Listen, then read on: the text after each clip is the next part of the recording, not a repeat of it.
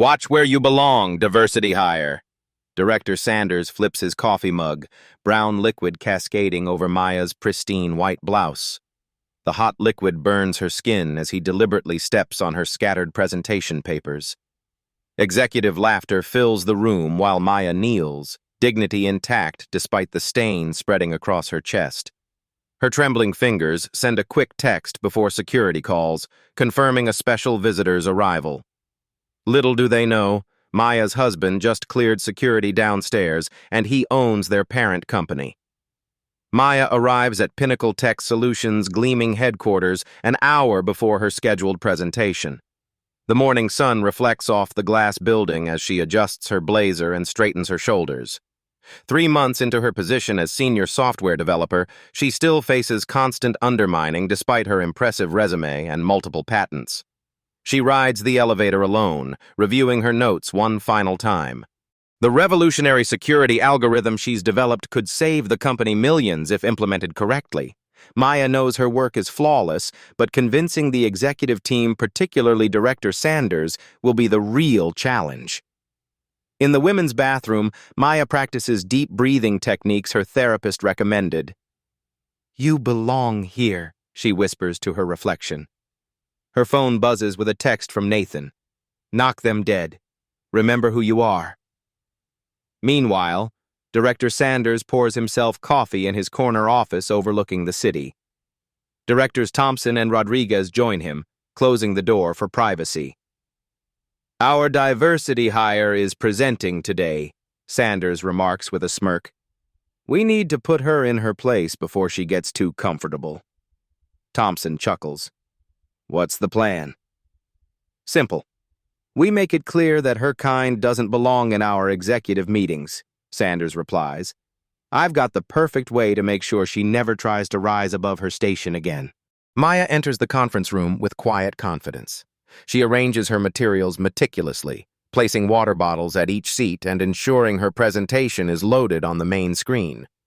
The executive team files in, exchanging knowing glances. Maya pretends not to notice as she straightens already perfect stacks of papers. CEO Davis enters last, nodding politely but clearly disinterested. "Let's make this quick. We have actual business to attend to after this presentation." Maya stands, shoulders back, voice steady. "Good morning. I'm presenting a proprietary security algorithm that will—" Sanders interrupts with a question designed to humiliate her, not realizing he's just triggered his own downfall. Maya recovers smoothly from Sanders' interruption. "As I was saying, this security algorithm represents a breakthrough in network protection." Her voice remains steady as she advances to the next slide showing projected savings. "Our data indicates potential annual savings of $12 million through implementation of this system." Sanders leans forward, eyes narrowing. "And where exactly did these numbers come from? Did someone help you with the math?" Several executives snicker behind their hands. Maya maintains eye contact. "The projections are based on current security breach costs multiplied by the reduction rate demonstrated in our 3-month trial." She advances to a detailed breakdown. "Every figure is verified by independent testing."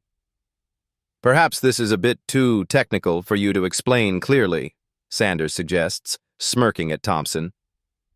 "Actually, Director Sanders, the technical aspects are quite straightforward if you examine the data." Maya highlights key metrics on the screen. "Our current system fails to detect 23% of intrusion attempts. My algorithm reduces that to 5%. CEO Davis checks his watch, sighing audibly. The other executives shift uncomfortably but remain silent as Sanders continues his targeted attack. "Let me interrupt before you waste more of our time," Sanders says. "We all know why you're really here, and it's not for your technical skills." He emphasizes the last words with air quotes, triggering more laughter. Maya stands taller, continuing with facts and figures. Her phone vibrates silently in her pocket. She glances down briefly, a text from Nathan. "Meeting running late. We'll be there in 30 minutes. Thompson whispers something to Sanders, who laughs too loudly. The room grows increasingly tense as Maya maintains her professional demeanor, explaining complex security protocols with precise language. In conclusion, Maya says, implementing this system would position Pinnacle as an industry leader in cybersecurity while significantly reducing costs. Sanders rises from his seat, water glass in hand. I think we've heard enough theory. He moves toward the presentation screen, his expression darkening. Sanders approaches Maya with deliberate slowness, water glass tilting dangerously in his hand. Sanders stops directly in front of Maya, towering over her 5'6" frame. The conference room falls silent as executives watch with varying expressions, some uncomfortable, others anticipatory. Allow me to demonstrate what I think of your little project. Sanders moves suddenly, his body bumping against Maya's arm. The water splashes across her crisp white blouse, soaking through to her skin. Droplets spray across her presentation materials, smearing the carefully prepared handouts. Maya freezes, the cold liquid seeping through her clothes. Her breath catches as Sanders steps back with exaggerated surprise. "Oh my, how clumsy of you." Sanders' voice drips with false concern. Several executives stifle laughter while others stare at their phones, avoiding the scene. CEO Davis frowns slightly. Perhaps we should take a short break. His suggestion carries no authority, merely a weak attempt to appear reasonable. No need, Sanders announces loudly. I think we've seen enough to make a decision. He turns to Maya, who stands perfectly still despite the growing stain across her chest. Clean yourself up. The adults need to talk business now. Maya takes a measured breath, calculating her next move. From the corner of her eye, she notices Director Rodriguez angling his phone discreetly beneath the table, recording the incident while pretending to check messages. I'd like to finish my presentation, Maya states firmly. The projections show nothing we can't get from a real engineer, Sanders interrupts, his voice cutting through the room. Now either clean up this mess you've caused or leave. Maya stands her ground. This algorithm is patented in my name. If Pinnacle wants to use it, I need to complete this presentation. Sanders laughs, the sound cold and dismissive. Patents? You think we can't work around whatever amateur code you've cobbled together? He grabs a stack of napkins from the refreshment table and tosses them at her feet. Here, make yourself useful. The napkins scatter across the polished floor. Maya feels her phone vibrate with an incoming call. She glances at the screen. Security desk flashes with the message, Mr. Williams has arrived, proceeding to conference room per standing instructions. Maya bends slowly to retrieve her soaked materials, maintaining her dignity despite the executive's stares. As she kneels, the conference room door opens silently, revealing a tall figure whose presence immediately changes the energy in the room. Maya excuses herself with quiet dignity. I'll need a moment to refresh. She walks out, back straight despite the dark stain spreading across her blouse. In the hallway, she pauses, taking one deep breath before proceeding to the women's restroom. Once alone, Maya allows herself a single moment of raw emotion. She grips the edge of the marble sink, staring at her reflection. A lone tear slides down her cheek before she wipes it away with decisive finality. This isn't the first time she's faced discrimination, but it will be the last time these men get away with it. She pulls out her phone and calls Nathan, her voice controlled and measured. They did exactly what we anticipated. Sanders just escalated to physical intimidation. Are you recording everything as planned? Nathan's calm voice grounds her. Yes. Maya adjusts the discreet recording device pinned to her lapel, checking that the red light blinks steadily. And Rodriguez recorded Sanders' behavior, thinking he was being subtle about it. Perfect. The satisfaction in Nathan's voice is evident. I'm 5 minutes away. Security has been briefed to bring me directly to the conference room. Remember, no one knows about our connection to Monarch Global yet. Maya breathes deeply, centering herself. I didn't spend 15 years building security systems for the Pentagon to be treated like this. Her voice hardens with quiet determination. They have no idea who they're dealing with. That's my girl. Nathan's pride radiates through the phone. Operation Accountability is almost at the fun part. Meanwhile, in the conference room, Sanders laughs with Thompson and Rodriguez. Did you see her face? Classic. She'll either quit by tomorrow or learn to stay in her lane. CEO Davis shifts uncomfortably in his chair. Sanders, that was unprofessional. We could face HR issues. Please. Sanders dismisses the concern with a wave. Who's she going to complain to? We control every department head. Besides, technically, it was an accident. He mimics stumbling, eliciting chuckles from his allies. Maya returns to her office, retrieving the spare blouse she keeps for emergencies, a precaution she's maintained throughout her career. As she changes, she reviews the company's acquisition documents on her phone, focusing on the ethics clause Nathan insisted on including when Monarch Global purchased Pinnacle's parent company last month. She smiles slightly as she buttons the fresh blouse. The trap has been perfectly set, and Sanders walked right into it. Maya checks her appearance one final time, straightens her shoulders, and heads back toward the conference room. Her phone vibrates with a text from Nathan. In position. Operation Accountability begins now. Maya returns to the conference room with composed confidence. Every executive looks up as she enters, surprise flickering across their faces at her swift recovery. She wears a fresh navy blouse and carries backup presentation materials in a leather portfolio. As I was saying before the interruption, she continues smoothly, the algorithm reduces security vulnerabilities by 78% while cutting implementation costs. She places fresh handouts at each seat with deliberate precision. Sanders exchanges pointed glances with Thompson. Their silent communication concludes with Sanders clearing his throat dramatically. We've actually decided to table your proposal indefinitely, he announces, leaning back in his chair. The board feels our current security protocols are sufficient. Several executives nod in automatic agreement, while others study their notes with sudden interest. CEO Davis examines his manicured nails, avoiding eye contact with Maya. Maya nods calmly. I understand. However, since I developed this while employed here, I should remind everyone about Pinnacle's intellectual property agreements. Her tone remains professional but carries a new edge of authority. Sanders's face reddens slightly. Are you threatening us? Perhaps you don't understand your position here. I understand my position perfectly, Maya replies, her voice steady. I'm simply clarifying ownership rights. CEO Davis clears his throat nervously. Let's all remain professional. Ms. Williams, we appreciate your work, but the decision is made. Sanders leans forward, resting his elbows on the polished table. Let me be crystal clear. Your project is rejected, and your future here looks increasingly limited. I suggest you consider your next career move carefully. The veiled threat hangs in the air. Maya notices the conference room door opening slightly. A security guard peeks in, making brief eye contact with her before nodding discreetly.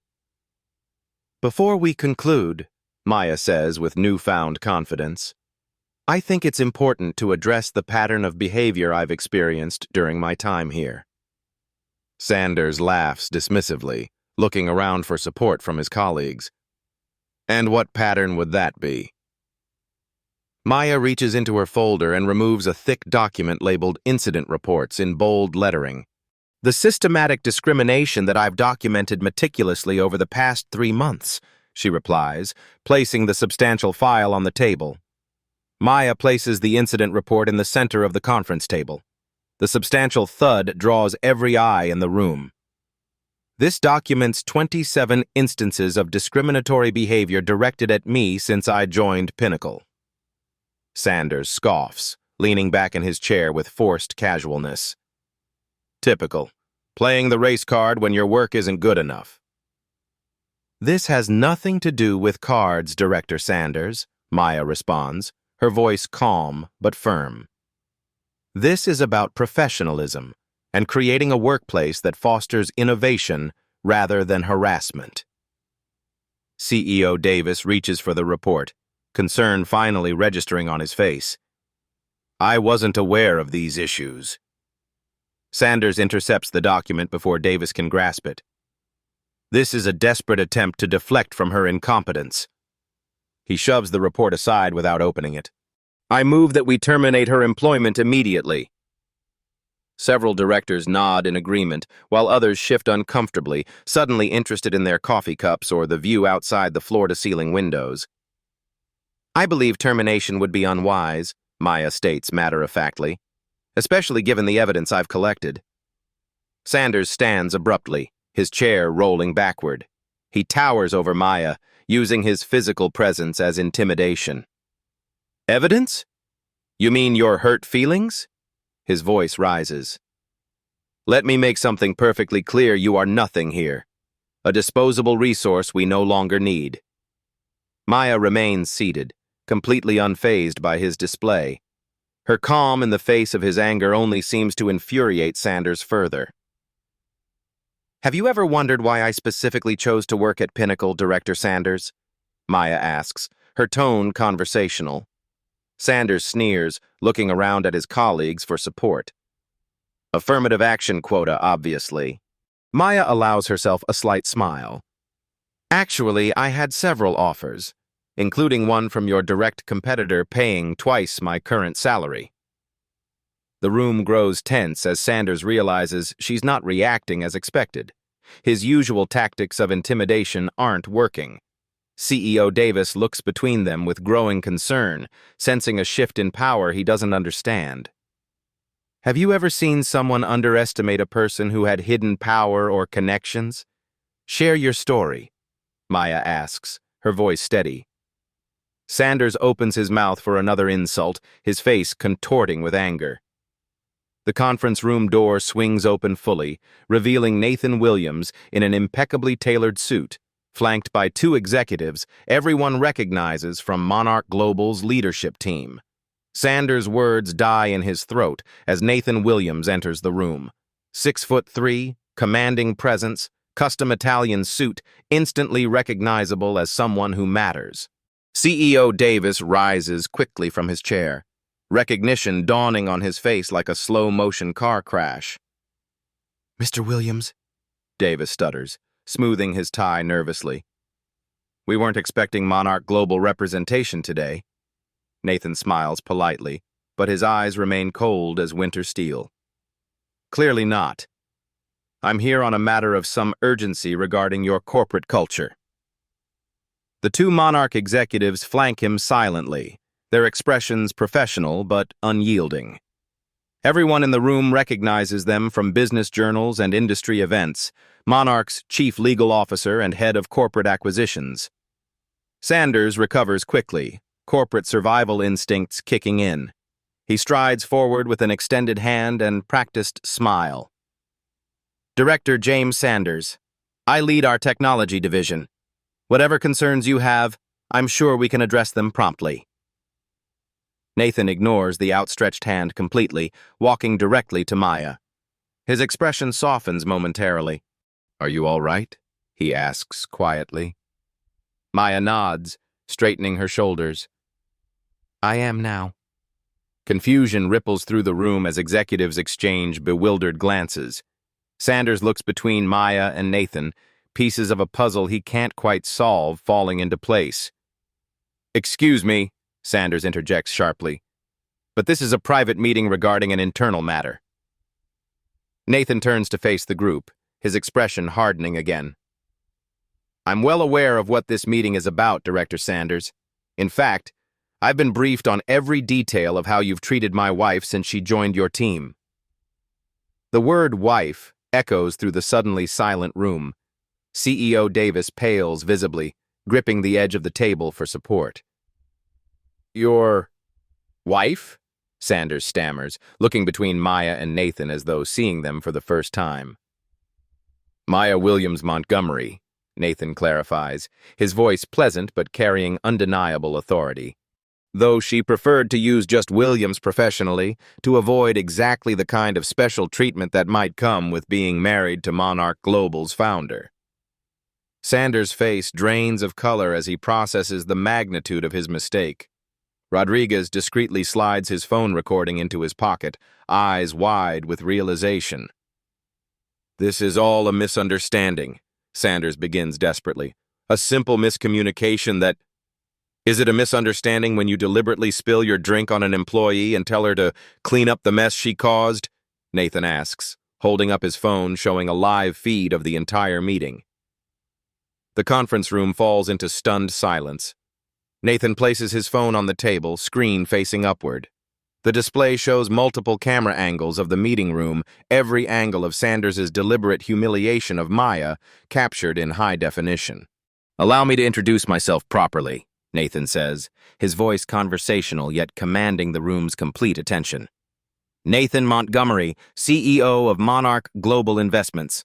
We acquired your parent company last month, which makes me effectively everyone's boss in this room." Sanders's mouth opens and closes wordlessly, resembling a fish suddenly removed from water. CEO Davis grips his armrests, looking like he might faint or vomit, possibly both. "But more importantly," Nathan continues, placing a protective hand on Maya's shoulder, "I'm the husband of Dr. Maya Williams Montgomery, former head of cybersecurity for the Pentagon, holder of 17 patents, and the brilliant mind behind the algorithm you just dismissed without proper consideration." Maya stands beside her husband, her expression calm but resolute. The power dynamic in the room has completely inverted, and everyone feels it. The executives who had been smirking earlier now stare at their laps, avoiding eye contact. "I didn't want special treatment," Maya explains to the room. "I wanted to be judged on my merits alone. Nathan respected my decision to join as Maya Williams, allowing me to prove my worth without my connections or credentials opening doors.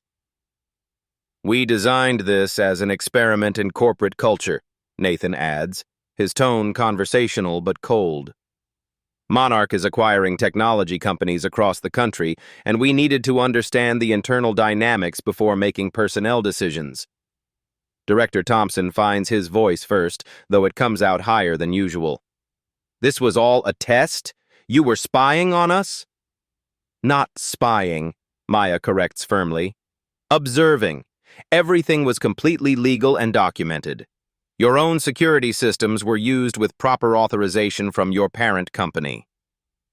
Nathan opens a leather portfolio handed to him by one of the Monarch executives.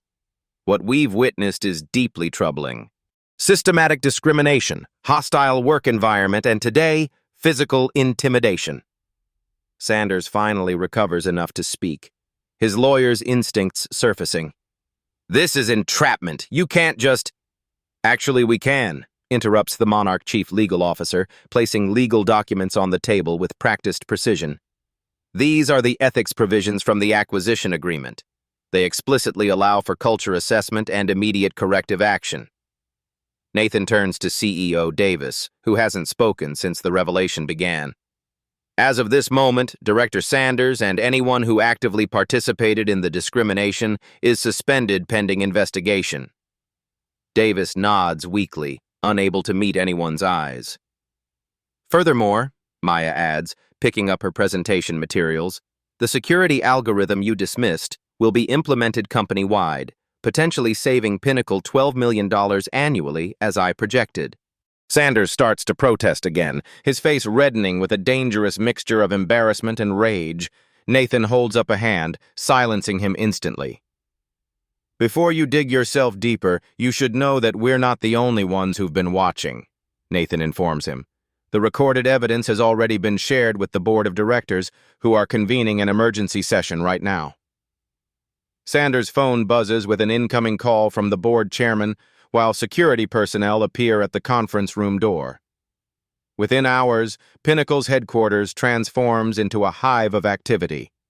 Legal teams from Monarch Global occupy 3 conference rooms, conducting interviews with employees at all levels. Hushed conversations fill the hallways as news spreads throughout the building. The most common phrase whispered among staff: Did you hear what happened to Sanders? Maya and Nathan sit with CEO Davis in his corner office. The view of the city skyline contrasts sharply with the atmosphere inside. Davis appears shell-shocked. His earlier confidence evaporated like morning dew under a harsh sun. I should have intervened, Davis admits, staring at his hands. I saw the pattern but chose to look the other way. It seemed easier. Enabling discrimination is as harmful as perpetrating it, Maya responds without malice. Her voice carries the weight of experience rather than judgment. But acknowledging that is the first step toward change. Nathan reviews documents on his tablet, occasionally signing digital forms sent by his legal team. The board has voted unanimously to terminate Sanders effective immediately. Thompson and Rodriguez are suspended pending further investigation. Davis winces. This will devastate our leadership structure. Sometimes structures need devastation before they can be rebuilt properly, Nathan replies. Outside Davis's glass-walled office, employees watch as Sanders is escorted from the building. Security flanks him on both sides while he clutches a cardboard box containing personal belongings. His face is ashen, previous arrogance replaced by stunned disbelief. Several staff members exchange satisfied glances as he passes. In another conference room, Monarch's HR director delivers preliminary findings to Maya. Interviews reveal 17 other employees experienced similar treatment, she explains, sliding a folder across the table. Predominantly women and minorities in technical positions. Maya reviews the report, nodding grimly. This aligns with my observations. Nathan studies a parallel report. Class action territory. Legal is already preparing the necessary documentation. Davis, who joined them moments earlier, looks alarmed. A lawsuit would destroy Pinnacle's reputation in the industry. Perhaps that's deserved, Nathan suggests, his tone matter-of-fact rather than accusatory. But we're not interested in destroying companies. We transform them. Maya outlines their plan with methodical precision. Mandatory training, structural reorganization, and a complete overhaul of reporting procedures, plus financial compensation for affected employees. The cost will be substantial, Davis notes weakly. Not compared to the cost of continued discrimination, Maya counters. Talented employees leaving, innovation stifled, potential lawsuits, those costs far exceed proper reform. Outside the building, Sanders stands on the sidewalk, belongings clutched to his chest. Rain begins to fall, soaking through his expensive suit. His phone buzzes with a notification that his company stock options have been frozen pending investigation. Simultaneously, calls pour in from concerned colleagues and a growing list of reporters who've caught wind of the story. Back inside, Maya meets with the technical team to begin implementing her security algorithm. The same engineers who wouldn't make eye contact with her yesterday now hang on her every word. The protocol works by identifying pattern deviations rather than known threats, she explains, drawing diagrams on the whiteboard. This allows us to catch zero-day exploits before they can cause damage. A young female engineer raises her hand tentatively. This is brilliant, Dr. Williams. I mean, Dr. Williams Montgomery. Maya smiles warmly. Maya is fine, and thank you, but this is just the beginning. I'll need your expertise to scale it properly. Meanwhile, Rodriguez approaches Maya privately as she leaves the meeting. He glances around nervously before speaking. I recorded what Sanders did to you, he confesses, showing her his phone. I was going to send it to HR anonymously. I was too afraid to speak up directly. Maya studies him thoughtfully.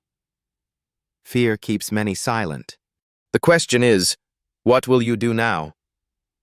I want to help fix things, Rodriguez says quietly.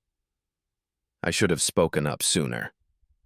In the executive boardroom, Nathan addresses the remaining leadership team.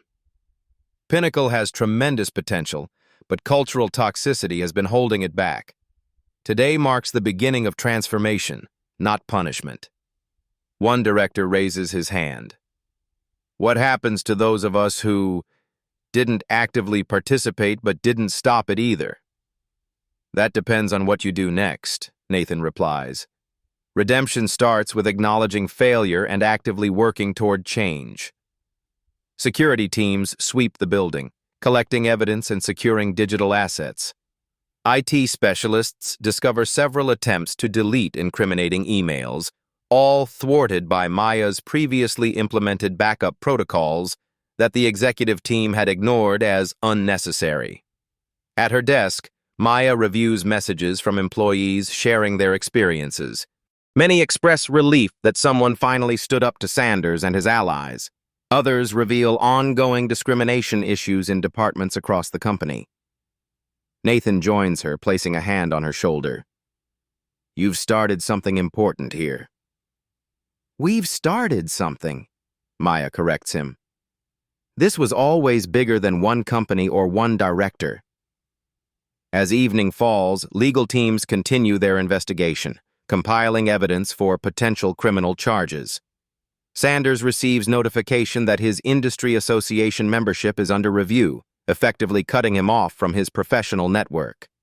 As legal teams dig deeper into company records, they discover a hidden email server containing years of correspondence between Sanders and executives at other tech companies, revealing an industry-wide pattern of discrimination that extends far beyond Pinnacle's walls.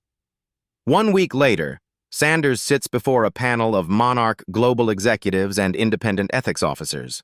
The hearing room's minimalist design offers no distractions, just polished wood, glass, and the weight of accountability. His attorney sits beside him, legal pad filled with hastily scribbled notes and increasingly desperate strategies. This hearing will determine the extent of punitive actions against Mr. Sanders, the lead ethics officer explains, adjusting her glasses. We've reviewed extensive evidence including emails, recordings, and witness testimony. Sanders attempts to appear contrite, his previously commanding presence diminished by the week's events. His custom suit hangs slightly loose on his frame. Stress has taken its toll. I acknowledge my behavior was unprofessional, Sanders begins, voice carefully modulated. However, I maintain that Dr. Williams Montgomery's deception created an artificial environment that provoked uncharacteristic actions. Maya, seated across from him at the long table, remains perfectly composed. No deception occurred. Deception. I used my legal name and accurate credentials. The only information withheld was my marital status, which is not required disclosure for employment. Sanders' attorney, a sharp-featured man with an expensive haircut, interjects. My client has an exemplary 20-year career in technology. This single incident should not define him. Nathan, observing from the side, slides a thick folder across the table. The sound of it moving across polished wood seems unnaturally loud in the tense room. This contains testimonies from 43 employees who experienced or witnessed discriminatory behavior from Mr. Sanders over the past 5 years, Nathan states flatly. This was not an isolated incident. The ethics officer reviews the documents, expression darkening as she turns pages. Mr. Sanders, your emails explicitly discuss strategies to prevent women and minorities from advancing within the company. How do you explain this? Sanders shifts uncomfortably, tugging at his collar. Those were taken out of context. We were discussing qualification standards to maintain excellence. Is that why you referred to qualified candidates as diversity burdens? Maya asks, quoting directly from his emails. Her voice remains professional, devoid of the anger she'd have every right to express. The hearing continues for hours. Evidence mounts against Sanders like an unstoppable tide. His former allies have distanced themselves, providing statements that further incriminate him. Thompson's written testimony proves particularly damaging, describing Sanders's systematic efforts to undermine minority employees. By day's end, the panel reaches their decision. The lead ethics officer delivers it without emotion. Sanders loses all severance benefits, stock options, and industry references. Additionally, the evidence will be shared with every major technology company in the sector. This panel finds your actions violated not only company policy, but potentially federal labor laws, she concludes.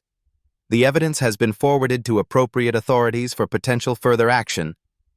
Sanders stares straight ahead, the full impact of his downfall finally registering on his face. His attorney whispers something, but Sanders doesn't respond. As Sanders leaves the hearing room, a small crowd of reporters has gathered in the lobby. A young journalist steps forward, microphone extended. "Mr. Sanders, how does it feel to become the cautionary tale for workplace discrimination in the tech industry?" Sanders pushes past without comment, shoulders hunched against the barrage of questions. Outside, rain falls again, just like the day he was escorted from Pinnacle.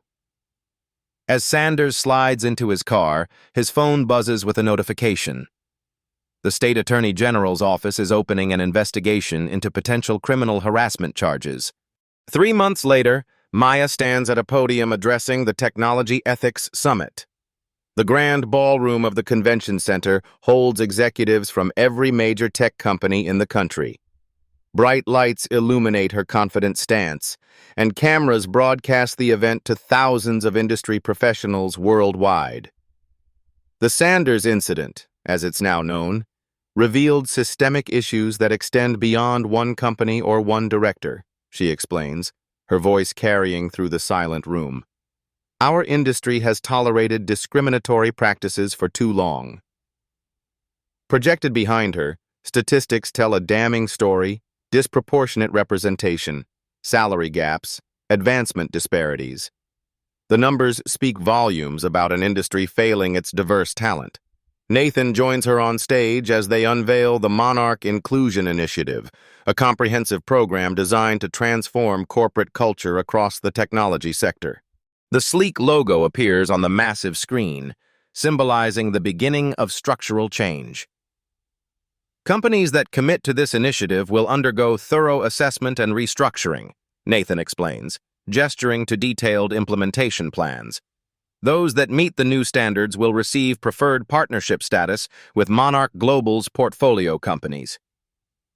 The audience watches a video featuring former Pinnacle employees sharing their experiences.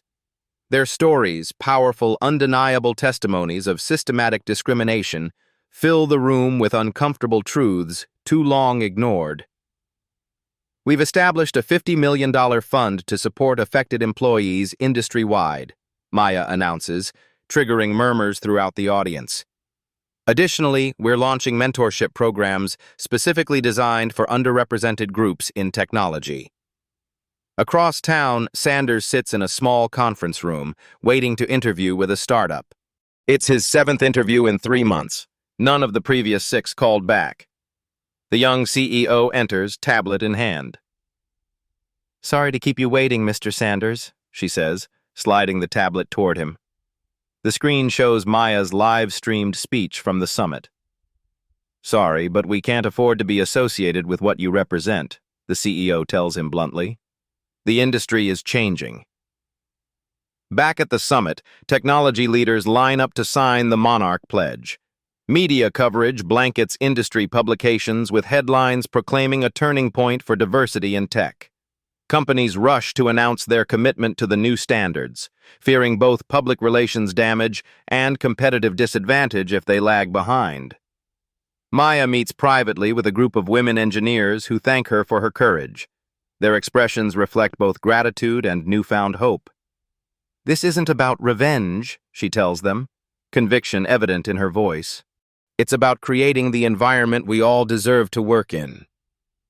As Maya concludes her speech, her phone lights up with a notification. The first major discrimination lawsuit inspired by the Sanders case has been filed against another technology giant. 1 year later, Maya walks through Pinnacle's transformed headquarters. Sunlight streams through windows that once seemed to hold only shadows. The company has become the industry standard for inclusive workplace practices, with diversity at every level of leadership. She passes the innovation lab where her security algorithm has evolved into the company's flagship product. Engineers of varying backgrounds collaborate around interactive displays, their excited voices blending into a symphony of innovation. The product generates revenue that exceeded her initial projections by 23%. In her new office, the same one Sanders once occupied, Maya meets with her team of engineers. The glass walls symbolize the transparency now embedded in company culture. The atmosphere feels electric yet comfortable, collaborative rather than competitive. The quarterly numbers look excellent, she tells them, reviewing projected earnings on a holographic display. The Montgomery-Williams Protocol has been adopted by 7 more Fortune 500 companies this month. Pride radiates from the diverse faces around the table. These engineers represent the future Maya envisioned, one where talent transcends prejudice and innovation flourishes without artificial barriers. Nathan joins the meeting via video conference from Monarch's headquarters. His smile carries the satisfaction of meaningful change rather than mere profit. The industry transformation has exceeded our expectations, he reports. 83% of major tech companies have implemented our standards. Maya's assistant interrupts with breaking news. Sanders has published a public apology letter, acknowledging the harm he caused and committing to anti-discrimination advocacy. The statement appears genuine rather than performative, detailing specific wrongs and concrete steps toward redemption. Some people only learn the hard way, one team member comments, skepticism evident in her tone. Maya shakes her head. The goal was never punishment. It was change. If he's genuinely become an advocate, that's a victory for everyone. After the meeting, Maya and Nathan meet for lunch at the restaurant where they first discussed her taking the position at Pinnacle. The familiar ambiance feels different now, charged with accomplishment rather than anticipation. Do you regret it? Nathan asks, studying her face across the table. Putting yourself through that experience? Maya considers the question thoughtfully. The discrimination was painful, she admits, but exposing it created necessary change. Sometimes you have to experience the problem to effectively solve it. They watch a news segment playing on the restaurant's screen about the technology industry's transformation over the past year. Pinnacle appears prominently, cited as the model of successful reform. Would you have handled this situation differently? Let us know your thoughts, Maya asks, her gaze sweeping the restaurant. She turns back to Nathan. True power isn't about humiliating others, she reflects. It's about creating systems where everyone can succeed based on their merits. Nathan raises his glass in a toast. To fixing broken systems from the inside out. Maya clinks her glass against his. And to remembering that underestimating others reveals your limitations, not theirs. Maya stands before a graduating class of computer science students at MIT.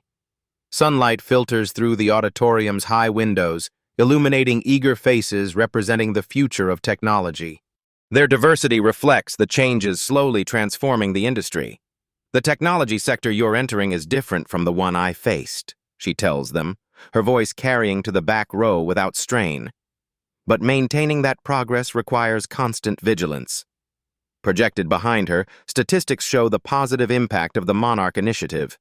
Increased diversity hiring up 42%, improved retention rates across underrepresented groups, and even higher profitability for companies that embraced the changes.